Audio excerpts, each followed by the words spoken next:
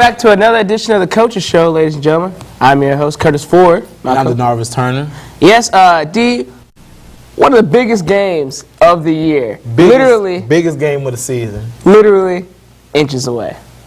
Inches away. I'm hurt, and I'm hurt still. Now, we saw the Delta Devils, they're going to lose. They lost this past weekend to Jackson State, 17-16. But you could just tell the emotion. It was a battle out there, DeNarvis. When I woke up that morning, I looked outside, looked at the skies, no clouds in the skies, looked outside, see all the tailgaters out there, and I knew today was a great day for football, for food, for barbecue, for fans. Just a great day for black college football. About the atmosphere, let's talk about that for a second. I'm talking to DeNarvis. I've never seen that many people before in my entire life. Food. This was when the people tell you the stories about how the Jackson State Valley football game used to be when they used to go play in Jackson and in that big football stadium they have down there, and there'd be like 50,000 people there. It was almost like a miniature scale version of it. There was at least 6,000-7,000 people there. Just to smell the aroma of the yard. Like, I'm walking down the yard, I see tailgaters here, tailgaters there, campers here, RVs there. So many people. If you went hungry that Saturday, you wasn't on your job. I went from tree to tree asking who had the best barbecue. Barbecue here, barbecue there. And I didn't really find the best barbecue, but I tell you what, I ate a whole bunch of it. Oh yeah, you just have to love. You have to love a Saturday like that. I love a Saturday. And as a player, when you're waking up, that's all you can ask for. Exactly. Because the fans are going to be in it. Like every first down the Delta Devils got that week, that Saturday, the fans were all over it. And it was actually a great college field to Ricetown Stadium. I felt like we was almost an SEC ball game or something. I felt like I was on the sidelines for a professional team. It was like I had goosebumps when I walked into the stadium. I was just, the emotion and the atmosphere just covered me. And I was like, wow, this is actually a great time to play football right now. Yeah, amazing atmosphere. The game itself was a dogfight. We saw, of course, everyone wants to talk about Jackson State's quarterback, Casey Terrio, coming in. Preseason Offensive Player of the Year, and the numbers, he was all right. He was okay. He was okay, but he was a good player, but I think it was a little overhyped, shall I say. Yes. The first drive, Valley's defense came out there and hit him in the mouth. They hit him in the mouth and they didn't stop. They got him on the ground and they put their foot on his neck and they didn't stop. I seen defensive play after defensive play out there, and it was amazing what type of defense they played out there. You got a person like that, of that caliber, what they say this Casey Terrio kid can be. He's probably never seen that much adversity before on the field, especially coming out here in the SWAC conference. He may not have seen it from his California junior college. So he comes out first series of the game. He got the ball back there. He's just back there going to do his thing as a quarterback, and then pow. That could mess up your day right there. He was just going through the motions. They came in and saying, "Oh, this is Valley. They 0-7, or they don't play that well." But Valley changed their mind then, because they came in just. I think the first drive, it was a tackle for loss, a sack, and another tackle for loss. It was just great first drive. Now we saw our running back game really take over. Our running back game also has Marvin Pittman's mobility in the pocket. 200-plus rushing yards on the day. These guys were just feeding the football down their throats, down the Tigers' throats. Every game this season, we come to a conclusion that Valley has a great run game. Rather it being both of their running backs or Garrick Jones or even Marvin Pittman. And they showed the shades of great passing game. Garrick Jones, 2 absolutely just beautiful passes to Paul Cox. And Paul Cox, like I said in other shows, you throw it his way and he would go up there and get it. Paul Cox, 3 receptions for 94 yards, with the long of one was 41. When I tell you, he went up there and he got him. 2 defenders on him, it didn't matter. He went up there and he caught the football. Just 2 outstanding passes by Garrick Jones. And Marvin Pittman came in due to Gary Jones' injury, and he even showed up. He came just 2 great runs. It was like a 45-yard run down to the 6, and really he scored a down. touchdown on one of them. Yes, he did. I think the first quarter, Valley played off adrenaline because it was so hype. Everything was right for Valley the first half. You know, and Garrett Jones also, he's going to go down in the book. He had some incomplete passes that were just beautiful balls. Yes. That I want to say some of his passes, we could have saw a flag go out there for a couple of them, but the balls that he was throwing in that first half, he was on point. The ones he incompleted, it's a difference between incomplete one where it was a bad pass, but those were actually good passes. They threw a lot of fade routes. And on fade routes, the key to fade routes is you throw it where only your receiver can catch the football. And the ones that were incomplete, didn't want to catch the football.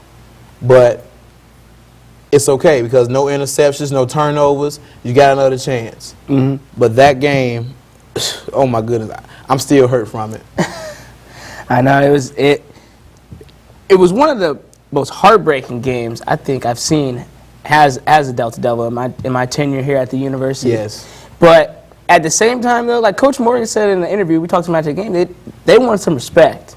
And you could tell by the way they played. I'm talking about 4th down, 4th and 10 on a 35. No, I'm not bringing Sanchez out there. We're going for it. You know, and those are the kind of things that you have to do if you want respect. Because these guys are playing for a victory. These guys are playing for a victory. And but they earned that respect. They earned that respect last Saturday to me.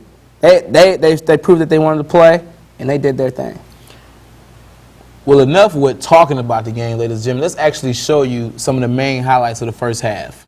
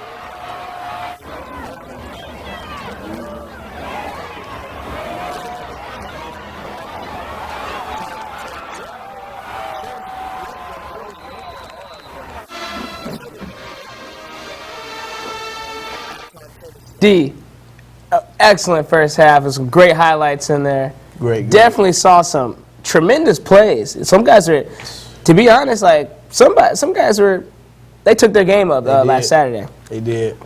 Now we, you go in at halftime, very close ball game. Coach Morgan, we had to sit down, we had to talk to him. Yeah. We had to get what he was thinking out there on the field. Let's go straight to that interview right here.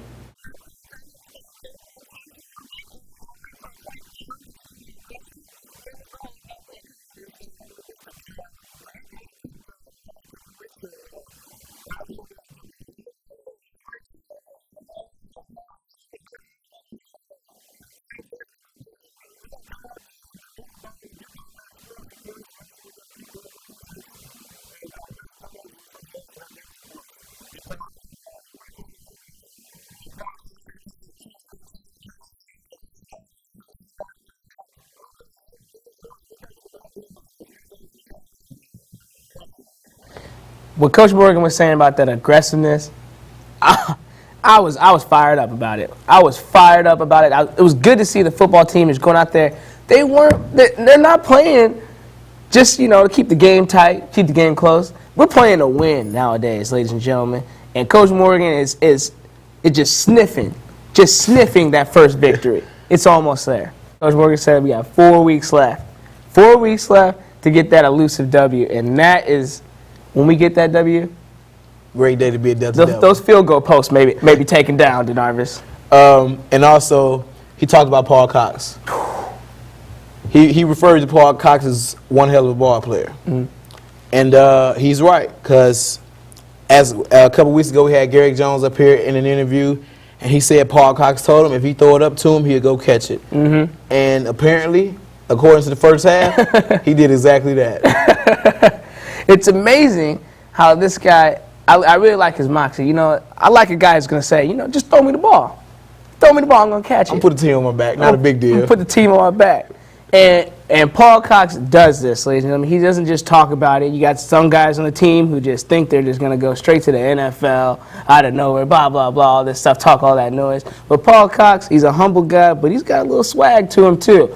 And when he tells you he's not going to drop nothing, he's not going to drop anything. I haven't seen him drop the pass all season. Let's take it to this break, show you a little bit about what the bands did. No doubt the boom is in the house.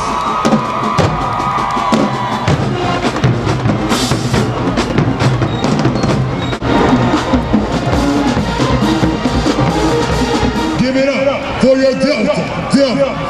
Drum majors, you may now take your feet.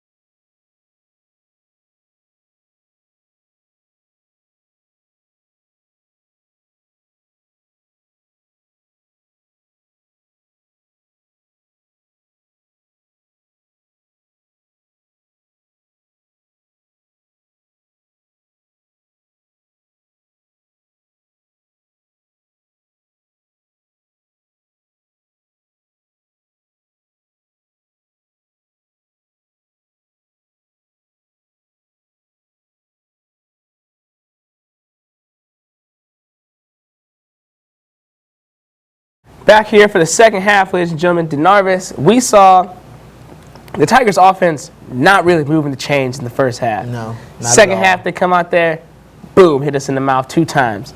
2 times for touchdowns. They definitely made a lot of big adjustments going into halftime. Well, I don't know what it was. Like, Terrio went to the locker room, got him a shot of Gatorade, came back out with a brand new fresh arm, because he just popped, just stop and pop. And